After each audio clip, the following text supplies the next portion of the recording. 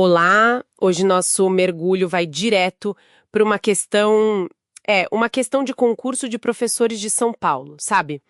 Vamos explorar as ideias pedagógicas de José Martí, um nome bem importante. Importantíssimo. Um pensador cubano, né?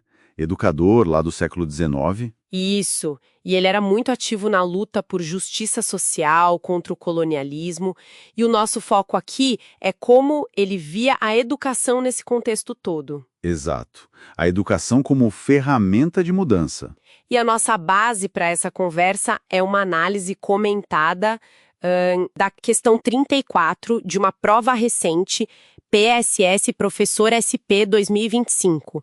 Essa análise examina o projeto pedagógico que o Martí propôs lá em 1889. E o ponto central da análise que a gente vai explorar é que ela classifica esse projeto como antirracista.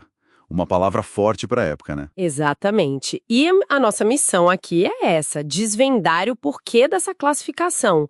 Por que essa pedagogia dele é vista como, assim, essencialmente antirracista? Bom, vamos desempacotar isso. Olha, acho que vale começar reforçando a relevância do Martí. Já no século XIX, né?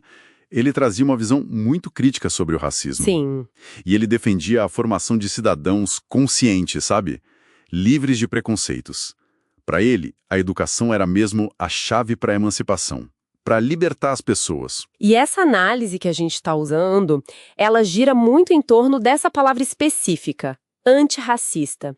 Na questão do concurso, a alternativa correta, a C, usa justamente esse termo. Aham. Mas o que exatamente, na visão do Martí, justifica essa definição tão direta? Então, aí que está o fascinante, né?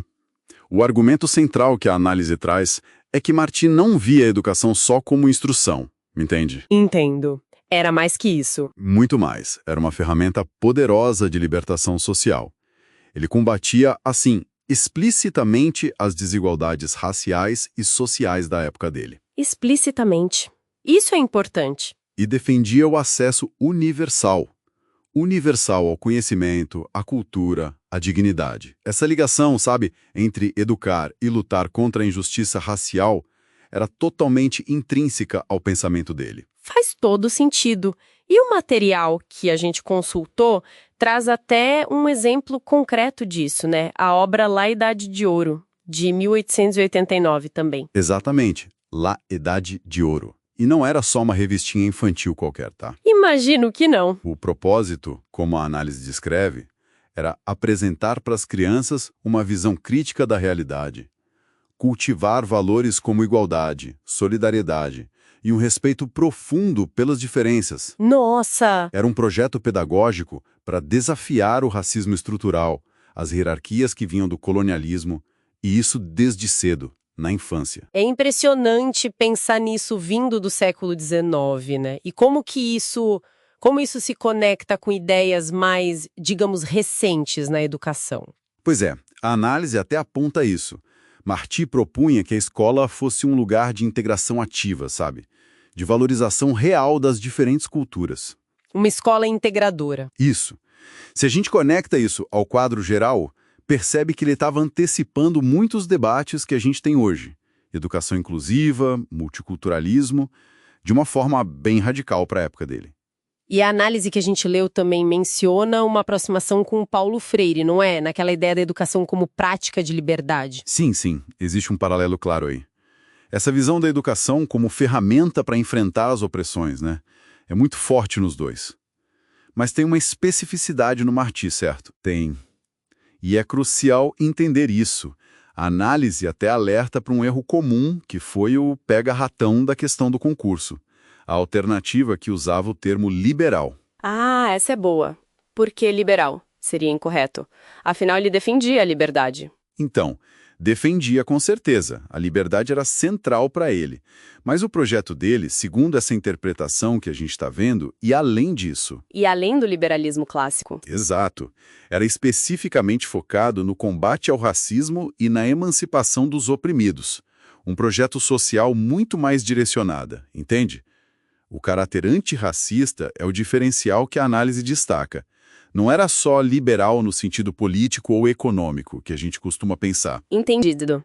Então, esse foco específico no antirracismo é mesmo a chave para entender a proposta dele, segundo essa fonte? Isso, E as outras opções da questão? A análise descarta bem rápido, né? Por quê? bem rápido mesmo. A dizia algo sobre apoiar o colonialismo, que é o oposto do que ele fazia. Ele combatia o colonialismo. Certo. A B falava em anticomunismo, o que em 1889 é totalmente anacrônico, né? Fora de contexto histórico. Com certeza. E a E sugeria algo como tecnicista, mas a pedagogia dele era claramente humanista e crítica, nada a ver com tecnicismo. Perfeito. Bem direto. Então tá, pra gente amarrar tudo isso. O que essa análise nos mostrou de essencial sobre Marte? Bom, Recapitulando aqui, Marte, educador cubano, século XIX, via a educação como caminho para a libertação, para a igualdade. Seu projeto pedagógico é destacado como antirracista e emancipador. exatamente. E que as ideias deles já prenunciavam debates bem atuais sobre inclusão e diversidade. Isso. Acho que a mensagem central que essa análise reforça é essa. A pedagogia de José Martí tem como marca fundamental um compromisso ativo, sabe? Com o antirracismo e a emancipação. Ele imaginava uma escola engajada na construção da igualdade real. Uma escola que fizesse a diferença. Excelente. E com isso acho que a gente fecha nosso mergulho focado nessa questão específica, mas que, nossa, abriu uma janela bem importante para as ideias do Martina. Com certeza. E sabe, isso levanta uma questão importante para a gente pensar depois. Como será que esse chamado do Martí, feito lá no século XIX por uma educação que integre culturas, que combata ativamente a desigualdade estrutural, como isso poderia encontrar eco hoje? Ou talvez como ele se transformaria, né? Nessas salas de aula tão diferentes que a gente tem, globalizadas, hiperconectadas digitalmente, é algo para se refletir, né? Fica a reflexão, sem dúvida.